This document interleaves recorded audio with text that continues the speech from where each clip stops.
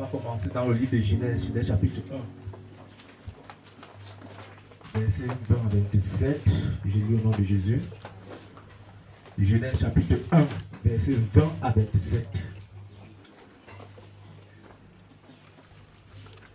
Dieu dit que les eaux produisent avec abondance des animaux vivants et que des oiseaux volent sur la terre vers l'étendue du ciel. Dieu créa les grands poissons et tous les animaux vivants qui se meuvent et que les eaux produisirent en abondance selon leur espèce. Il créa aussi tout oiseau ailé selon son espèce. Dieu vit que cela était bon. Verset 22. Dieu bénit en disant, soyez féconds, multipliez, remplissez les eaux des mers et que les oiseaux multiplient la terre. Ainsi, il y eut un soir, il y eut un matin. Il fut le 5e jour. Dieu dit que la terre produit des animaux vivants selon leur espèce, du bétail, des reptiles et des animaux terrestres selon les espèces. Et cela fut ainsi. Dieu fit les animaux de la terre et selon leur espèce, le bétail selon leur espèce et tous les reptiles de la terre selon leur espèce. Dieu vit que cela était bon. Puis Dieu dit, faisons l'homme à notre image, selon notre ressemblance, et qu'il domine sur les poissons de la mer, sur les oiseaux du ciel, sur le bétail, sur toute la terre, et sur tous les reptiles qui rampent sur la terre. Amen. Je vais vous exhorter directement Ésaïe 40, verset 29.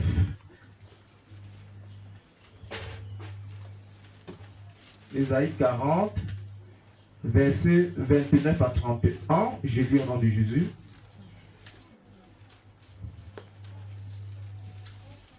Verset 29 à 41. Verset 29 à 31. Il donne de la force à celui qui est fatigué.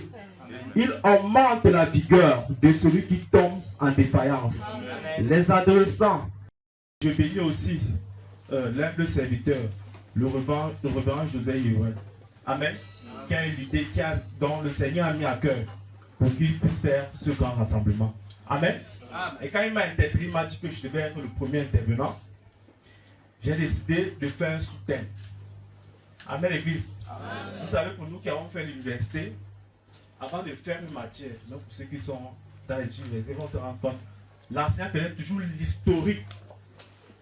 Si on fait telle compétence, pourquoi on fait cette telle compétence, autant pour moi. Amen. Amen. On vous donne les manquements et le pouvoir.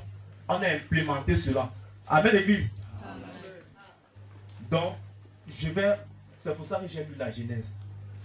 Dans le sous-thème nécessaire, notre identité originelle. Amen, l'église. La Genèse n'est qu'un chiffre. Ce n'est qu'un chiffre. Amen. Ou encore la vieillesse, ce n'est qu'un chiffre. Amen, l'église. Nous sommes d'abord esprits. Pour ceux qui ont lu le livre de la Genèse, vous savez que quand Dieu a commencé à établir le plan de la création, amen, l'église, quand il a créé la population aquatique, c'est-à-dire qu'il a créé les poissons et les végétaux aquatiques, il a parlé à l'eau. Amen. Amen. Il a commandé à l'eau et c'est l'eau qui a produit tout ce que nous voyons dans les eaux. Amen, l'église. Maintenant, quand il a créé les choses terrestres, c'est-à-dire les animaux, amen, les arbres que nous voyons, il a commandé à la terre. Amen, l'église. Mais quand il a créé l'homme, Dieu a commandé à qui? En lui-même. Amen. Amen, l'église. Il a commandé à qui? En lui-même. Le prophète dit, quand Dieu a dit faisons, il s'agissait de qui? Il s'agissait de lui et Jésus-Christ. Amen. Et nous étions dans sa pensée. Amen, l'église. C'est pour ça que je vais vous ramener, amen, dans notre mental, amen, que la jeunesse ou encore la vieillesse n'est qu'un chiffre. Amen, l'église. Amen. Tu peux avoir 80 ans. Amen. En toi règne un esprit jeune. Amen, amen, l'église. Je suis d'abord esprit. Amen. Amen. Et l'esprit ne vieillit pas. Amen, l'église. Je suis d'abord esprit, je possède une âme et je vis dans un corps. Et nous savons que le premier être, le premier homme que Dieu a créé, c'était un homme spirituel. Amen. Maintenant, pour matérialiser cet homme-là, pour perdre les animaux, amen, il a maintenant tiré l'homme dans une mode de chair. Et le prophète nous dit que cet homme-là avait la main comme de l'ours, comme du chimpanzé, pardon, et les pattes comme de l'ours. Amen, l'église. Ce corps-ci, c'est un corps pestiféré. Amen. Tu as une identité céleste. Amen. Ou encore tu as une identité originelle. Qui est ton esprit? Ou encore qui est ton âme? Qui est précieux devant Dieu que tout. Amen, l'église. Les chrétiens s'ignorent. Donc beaucoup de chrétiens prennent beaucoup attention sur leur corps pestiféré. Frère Madame dit que nous sommes à l'âge de la concordance. Ou si on coupe la lumière, je ne peux pas venir à l'église parce que mon vêtement n'est pas repassé. Amen, l'église. On va me regarder comment? Amen, l'église. Mais je vais te dire, il y a d'abord un revêtement spirituel à l'intérieur de toi. Amen, l'église. Et le livre d'Apocalypse dit quoi? Le revêtement de l'époux, c'est quoi? Ce sont les œuvres justes des saints. Amen. Amen. Tu dois d'abord prêter attention à ton revêtement spirituel. Amen. À tout ce que tu fais. Nous savons, nous sommes sur un voyage, nous sommes comme dans un voyage sur cette terre. Amen. Et un jour, tu feras face à tes haïssements. Amen. N'accuse jamais ta jeunesse ou encore n'accuse jamais ta vieillesse. Amen, l'église. Je vais définir le mot jeunesse. La jeunesse, c'est quoi? C'est la partie de la vie qui est tout au début de l'âge adulte. Nous connaissons ça pour ceux qui sont partis à l'école. Amen. C'est encore quoi? La partie de la vie qui est entre l'enfance et l'âge de la responsabilité. Amen. Je veux dire que nous tous devons faire face à une responsabilité. Amen, l'église. Amen. Il y a dans la brochure intitulée Un homme qui fuit la face de l'Éternel. Dieu parle là-bas de la responsabilité. On ne peut pas de la responsabilité. Chaque chrétien doit être responsable d'abord de son âme.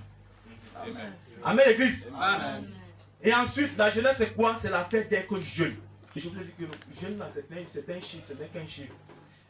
Ou encore, la faculté intellectuelle, les sentiments qui se conservent jeunes même dans un âge avancé. Amen. Amen. Abraham, qui est le père de la foi, n'a pas regardé, amen, à son âge. Il a eu foi. Amen. Amen. Il a eu foi en Christ. Amen. Amen, l'église. Et le prophète nous dit que la foi que nous voyons là est entreprenante. Oui, monsieur. C'est pour ça que nous voyons des jeunes, mais ils sont des vieux jeux. Amen. Amen. Ils ont perdu toute espérance de vie. Mais nous voyons un papa comme notre père ici. Amen. Amen. Il a la foi d'un jeune. Et la foi a des muscles. Amen. Il n'y a que la jeunesse qui peut avoir des muscles. Amen. Amen. La jeunesse est d'abord spirituelle. Amen. Amen. Avant d'être physique. Je vais dire à quelqu'un qui n'est pas Dieu. Amen. Ne confesse jamais la déesse. Amen. Amen. La déesse vient du diable. Amen. Parce que dans le plan préétabli de Dieu, amen, l'homme ne devait pas dire.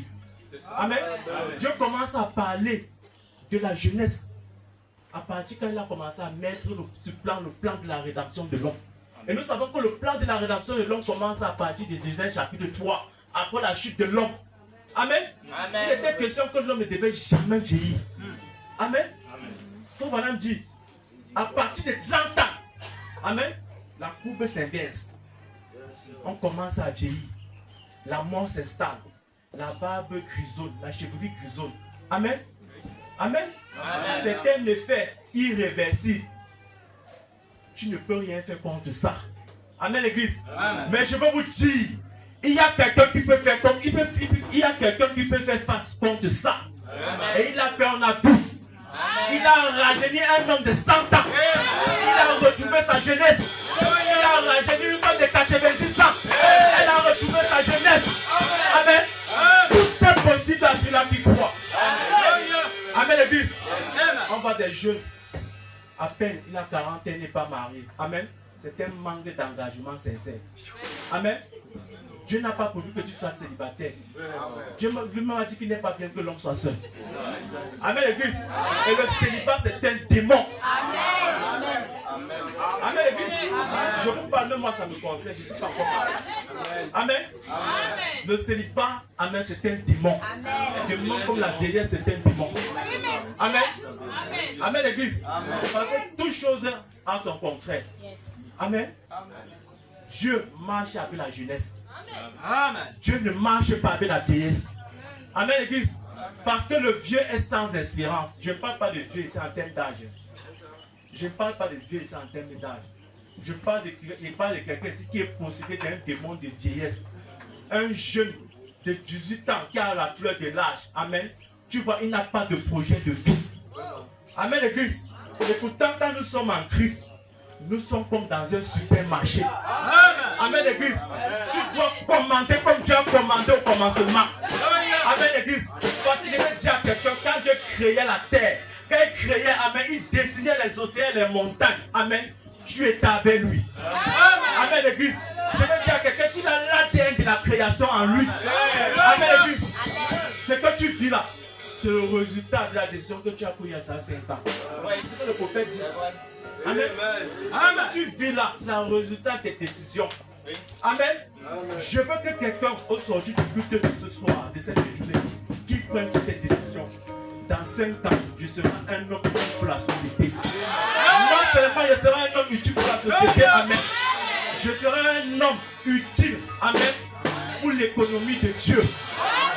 Amen, l'église. Et non pas que dans 5 ans, on te voit en train de laver les crachoirs d'un bar. Amen. Dieu n'a pas prévu ça. Amen, l'église. Amen. Dieu n'a pas prévu ça. Je connais, hein, si Dieu a une certaine incapacité, l'incapacité de Dieu, c'est de ne pas te bénir. Parce qu'il est obligé de te bénir. Amen. Cela dépend de ta confession. Frère, pendant que tu es comme un malade. Amen. Il est à l'hôpital. On lui prescrit le médicament. C'est que non, quand tu souffres de la tuberculose, prends ce traitement, il refuse. Amen.